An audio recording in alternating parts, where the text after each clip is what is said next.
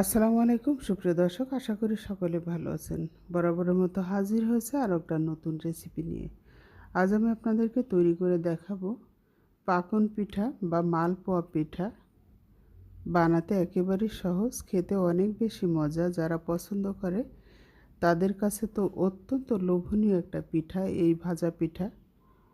তো চলুন কিভাবে তৈরি করেছি সহজভাবে সেটা আপনাদের সঙ্গে শেয়ার করি প্রিয় দর্শক। এখানে প্রথমে আমি নিয়ে নিয়েছি খেজুরের গুড়। এটা আমার নলেন গুড়। আমি বছরের প্রথমে এটা সংরক্ষণ করে রাখি। তো গুড়ের ভিতরে দিয়ে দিচ্ছি চালের গুঁড়া, দিয়ে একসঙ্গে মিশিয়ে নিচ্ছি। সামান্য লবণ দিয়ে দিলাম। এখন এটা ভালো করে হাতে মেখে নিতে হবে। তো আমি আরও একটু গুঁড়া দিয়ে দিচ্ছি এখানে, দিয়ে এখন ভালো করে হাতে মেখে নিচ্ছি। এভাবে কষলে কষলে মেখে নিতে হবে। এখন এখানে কিছুটা কুসুম গরম পানি দিয়ে দিচ্ছি দর্শক। কুসুম গরম থেকে আরও একটু তাপমাত্রা বেশি হবে, তবে খুব বেশি গরমের প্রয়োজন নাই। দিয়ে একটা বেটার রেডি করে নিলাম।